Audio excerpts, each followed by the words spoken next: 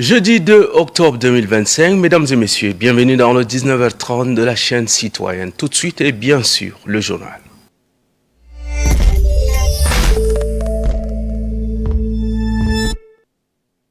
Page politique de cette édition, une rencontre constituant un cadre de concertation a été signée c'était hier dans la salle de réunion de la mairie centrale. Cet accord a réuni le maire de la ville, Senoussi Hassan Abdoulaye, et les 10 autres maires d'arrondissement de la capitale. L'objectif est de renforcer la collaboration entre les élus locaux et de mutualiser les efforts pour le développement de la capitale. Romlelum Sengar Ngarmadine nous fait le point.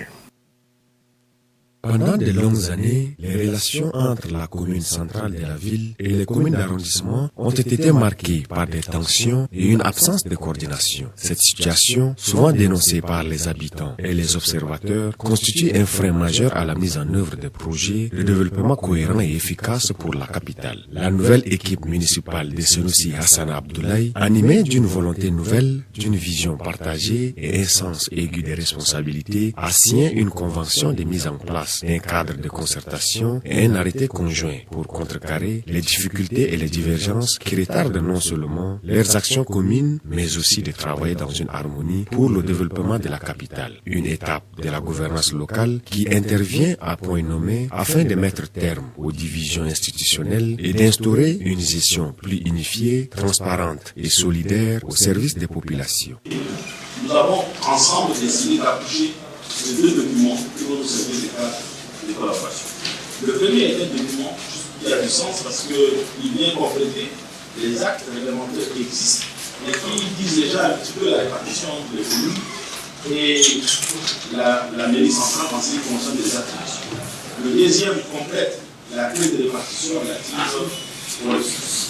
Ces documents signés fixent clairement la répartition des ressources financières et définissent les modalités d'exercice pour jeter les bases solides afin de mener communément leur politique de développement pour la ville de N'Djamena. Et l'acte que nous allons poser aujourd'hui est un acte qui, de mon point de vue, est presque historique.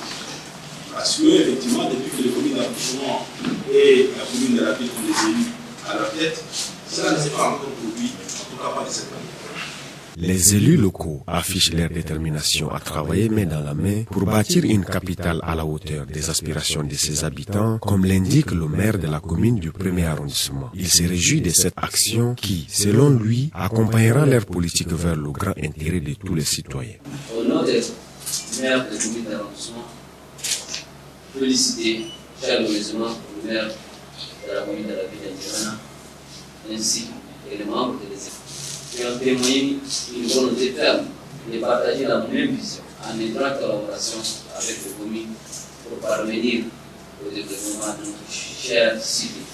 La signature du cadre de concertation et de l'arrêté conjoint représente bien plus qu'un simple acte administratif. Elle symbolise une volonté commune d'écrire une nouvelle page pour la ville de N'Djamena. La coopération entre les différentes communes sera le moteur d'un développement durable, inclusif et harmonieux. Ce tournant ouvre la voie à une gouvernance plus participative et plus efficace, capable de répondre avec cohérence et réactivité aux défis de la capitale tchadienne.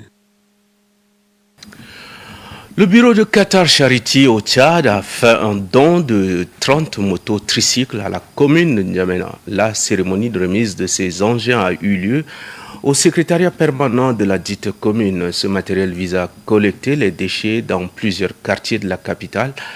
Retrouvons encore une fois de plus Romlel Msengar Ngarmadine. À N'Djamena, les efforts de la lutte pour une capitale propre gagnent un allié de taille. Hier, la mairie centrale a reçu un appui inédit de 30 motos à 3 roues des mains du bureau de Qatar Charity. Ces engins ont été remis officiellement à la mairie centrale, témoin d'une coopération solide entre les deux entités, vise à améliorer la mobilité et à soulager le quotidien de population en matière d'enlèvement des ordures. Selon le représentant de Qatar Charity au Tchad, Abdul Hamid Mohamed, ces gestes s'inscrivent dans la volonté d'appuyer les autorités locales dans leurs efforts quotidiens de salubrité et contribuer à améliorer le cadre de vie des populations de N'Djamena. Nous avons l'honneur de remettre aujourd'hui à la mairie de la ville de N'Djamena 30 tricycles cargo destiné à renforcer les efforts de la municipalité dans la mise en œuvre des activités d'assainissement et de la salubrité publique. Ces équipements adaptés aux réalités du terrain permettront d'améliorer la collecte des déchets, de faciliter le transport des matériaux et de renforcer la capacité opérationnelle des équipes municipales. De son côté, le maire de la ville d'Injamena, Senoussi Hassana Abdoulaye, n'a pas caché sa satisfaction face aux fruits d'un partenariat qui existe entre son institution et Qatar Charity. Il salue ces gestes qui viennent à point nommé pour aider à contrecarrer les défis persistants d'insalubrité en N'Djamena. Je voudrais dans un premier temps me réjouir de la qualité de collaboration, de partenariat et de coopération entre nos deux pays, à savoir le Qatar et le Tchad. Nos autorités respectives travaillent régulièrement ensemble pour bâtir un partenariat stratégique au profit de nos deux peuples et pour la ville de N'Djamena, cette fois-ci au profit de nos populations. Alors, fort de ce partenariat stratégique, l'ONG a bien voulu, avec une agréable et merveilleuse surprise, venir au secours de la commune de la ville de N'Djamena. Et ils ont assez vite et très promptement répondu en mettant à la disposition de la commune de la ville 30 tricycles que nous avons le grand plaisir de réceptionner aujourd'hui. Au-delà d'un simple don, cette initiative marque le début d'un accompagnement durable. Qatar Charity entend poursuivre son engagement auprès des autorités municipales afin de répondre aux besoins essentiels de population en réduisant les risques d'inondation et de renforcer les capacités des institutions et des communautés locales à s'adapter au changement climatique et à ses conséquences. Le coordinateur des associations de la société civile et de défense des droits de l'homme, Cassido, a fait un point de presse. C'était ce matin dans un hôtel de la place. Au cours de ce point de presse, le coordinateur de la Cassido, Mamadi Gadimbaye, apporte son soutien à la révision de la Constitution. Un extrait de son intervention, propos recueillis par notre reporter Vunba Kiowe.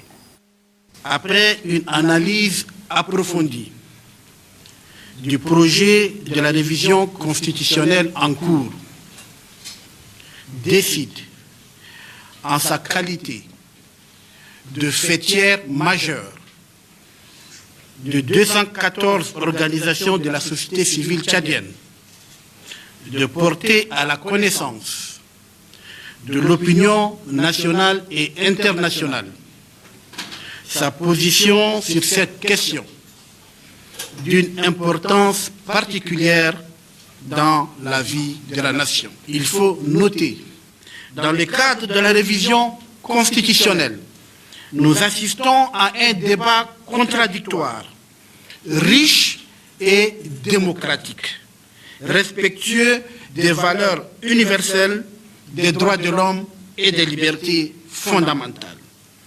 Nous nous réjouissons de cette avancée significative en matière de la liberté d'expression.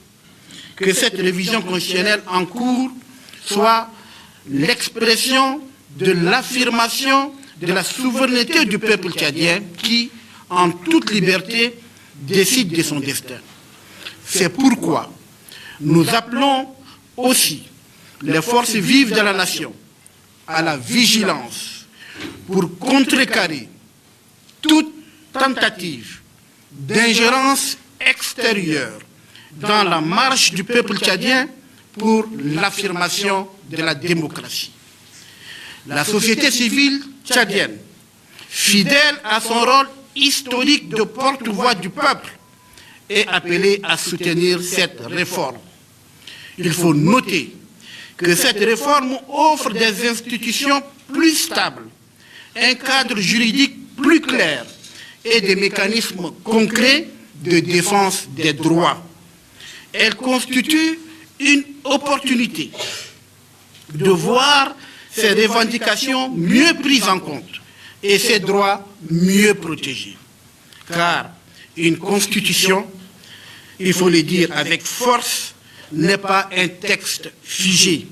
Elle doit évoluer, s'adapter et répondre aux aspirations de son peuple. La Cassido interpelle la société civile à prendre ses responsabilités.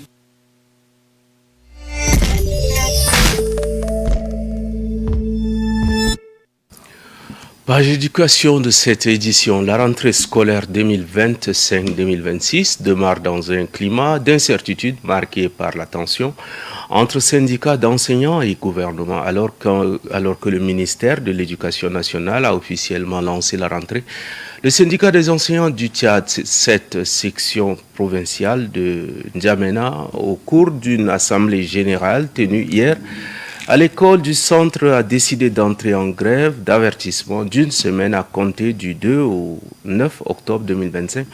On fait le point avec Mbaye Nicolas.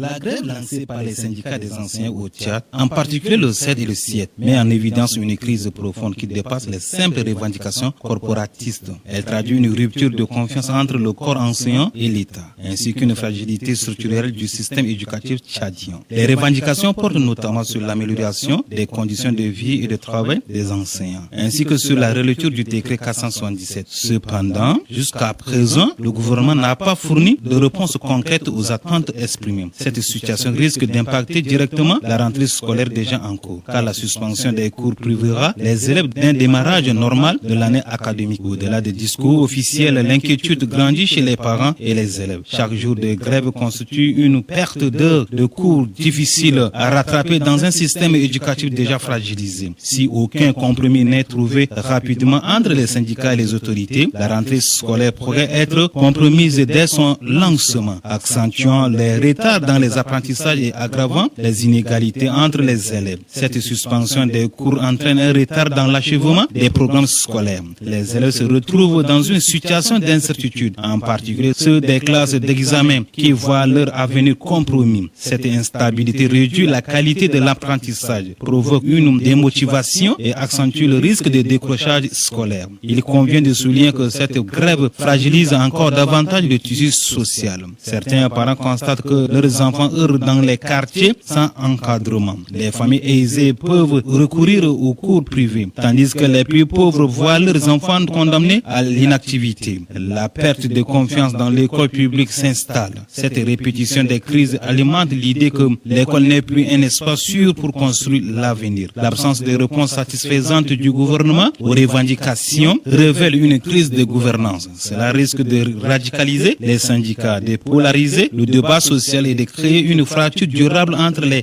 acteurs de l'éducation et l'État. Si ces grèves persistent, les conséquences pourraient être graves. On observera une baisse du niveau général des élèves, un impact direct sur la compétitivité, une fuite de certains enseignants vers le secteur privé ou d'autres secteurs. Cette grève des enseignants ne se réduit pas à une querelle entre syndicats et gouvernement. Elle met en lumière la crise structurelle de l'école tchadienne. Sans un dialogue sincère et une politique éducative ambitieuse, le pays court le risque de sacrifier toute une génération d'élèves, avec des répercussions sociales, économiques et politiques durables.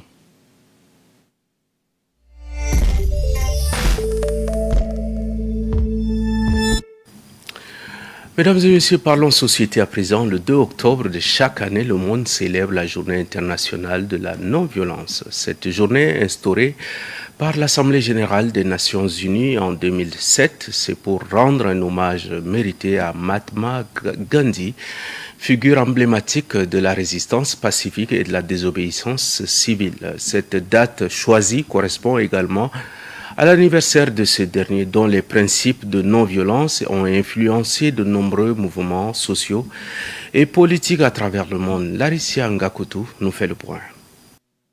Le principe de la non-violence, connu également sous l'appellation de résistance non-violente, rejette le recours à la violence physique et mentale en vue de provoquer des changements sociaux ou politiques. En vertu de la résolution de l'Assemblée générale de l'ONU tenue le 15 juin 2007, le 2 octobre est l'occasion de diffuser des messages de non-violence, notamment par des actions d'éducation et de sensibilisation. Cette journée, faudrait-il le souligner, s'inscrit dans la volonté de promouvoir la paix et de rappeler que les conflits conflits peuvent être résolus sans avoir recours à la force physique. Selon l'OMS, Organisation mondiale de la santé, la violence est responsable de plus de 1,6 million de décès chaque année dans le monde. Tel que souligné dans le discours du secrétaire général des Nations Unies à l'occasion de cette journée, l'urgence est de réaffirmer le message de Gandhi en faveur de la paix, de la vérité et de la dignité humaine dans un contexte de tensions croissantes, de division et de violation des droits de l'homme. La résolution réaffirme également la pertinence universelle du principe de non-violence et souhaite favoriser une culture de paix, de tolérance, de compréhension et de non-violence. Si des figures emblématiques telles que Martin Luther King, Nelson Mandela et le Dalai Lama ont adopté la non-violence comme stratégie de lutte pour le droit civique et la justice sociale, il est encore possible pour que le Tchad, qui est endeuillé par des conflits intercommunautaires récurrents, de retrouver la paix et la cohésion sociale. Il est dans l'intérêt de tous de cultiver la paix dans nos familles, nos communautés et dans nos milieux socio-professionnels afin d'avoir une cohésion sociale stable, solide et durable pour un Tchad développé.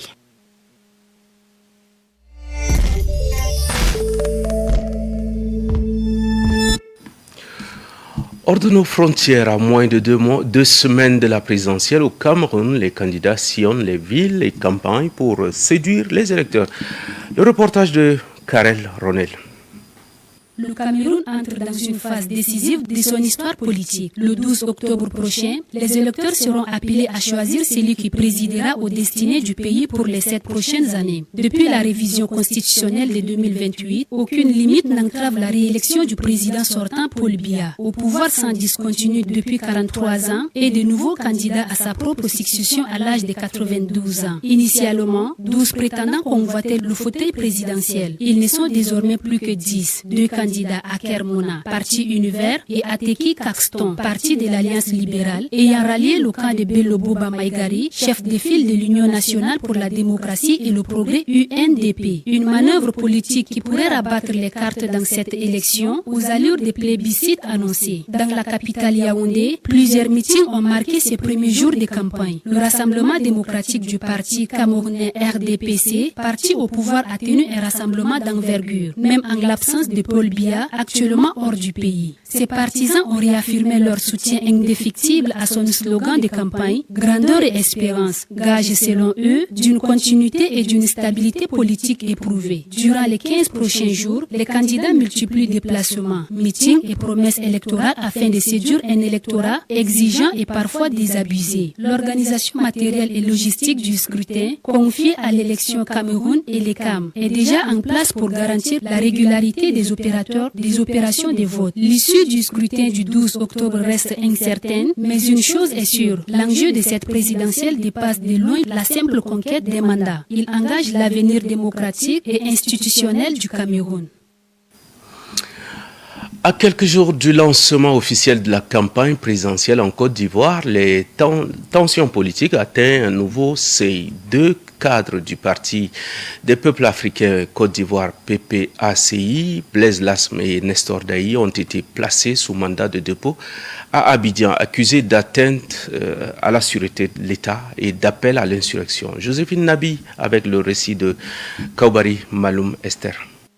2 cadres du Parti des peuples africains, Blaise Lasme et Nestor Daï, ont été placés sous mandat de dépôt à Abidjan, poursuivis pour atteinte à la sûreté de l'État et appel à l'insurrection. Leur arrestation survient peu après le rejet de la candidature de leur président, Laurent Gbagbo, à l'élection présidentielle du 25 octobre 2025. Cette décision, rendue par le Conseil constitutionnel et déclarée irrévocable par le gouvernement, accentue les tensions déjà vives entre les autorités et l'opposition. Le rejet de la candidature de Gbagbo repose sur des motifs juridiques controversés, notamment sa radiation de la liste électorale et le non-respect des exigences de parrainage. Ces éléments nourrissent un sentiment d'exclusion parmi ses partisans et renforcent la défiance envers le processus électoral en cours. Une vidéo récemment diffusée montre Nestor Daï s'adressant à des militants lors d'une réunion publique. Ce discours a été interprété par la justice comme un appel à la révolution. décision. Son avocate, Maître Roselyne Seripa, affirme au contraire qu'il s'agissait d'un discours classique de mobilisation sans intention insurrectionnelle. L'affaire met en lumière les tensions croissantes entre le gouvernement et les voix dissidentes soulevant les interrogations sur la liberté d'expression politique en Côte d'Ivoire. Alors que la campagne électorale doit débuter le 5 octobre, le Conseil constitutionnel a validé 5 candidatures sur près de 60 dossiers déposés. Alassane Ouattara, président sortant et candidat à un 4e mandat, RHDP, Simone Eve Bagbo, ancienne première dame, MJC, Jean-Louis Bilon, homme d'affaires et ancien ministre CODE, Awadon Melo, ex-ministre et candidat indépendant, Henriette Lagou Adjoa, ex-ministre engagé pour la paix. Je peux paix. Ces paysages politiques fragmentés relèvent les défis majeurs auxquels la Côte d'Ivoire est confrontée. Garantir une démocratie inclusive, préserver le droit à la dissidence et assurer le respect des processus électoraux dans un climat marqué par l'émotion et les tensions politiques.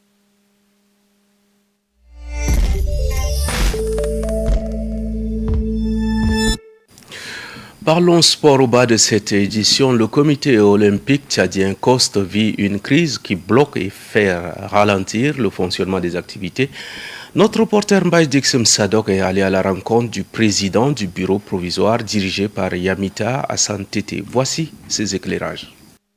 Lors de l'annonce de l'Assemblée générale extraordinaire du 24 mai 2025, qui a été convoqué par l'ancien bureau du COST dirigé par M. Idriss Dokoni Adiker, 19 fédérations, associations fait un mémorandum qui est adressé à l'ancien président M. Idriss Dokoni et une copie au ministre en charge des sports. Les fédérations ont demandé à l'ancien président de surseoir à cet AG. L'objet était de modifier les statuts du COST à moins de 6 mois des élections.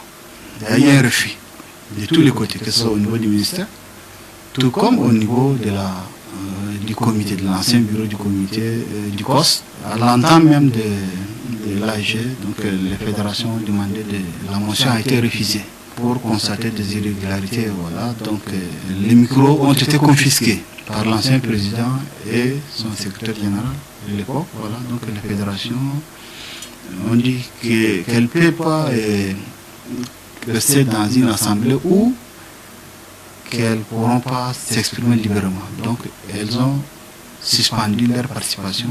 Elles ont repris l'AG dans une salle d'en face à l'hôtel de l'Amitié où 32 délégués sont sortis.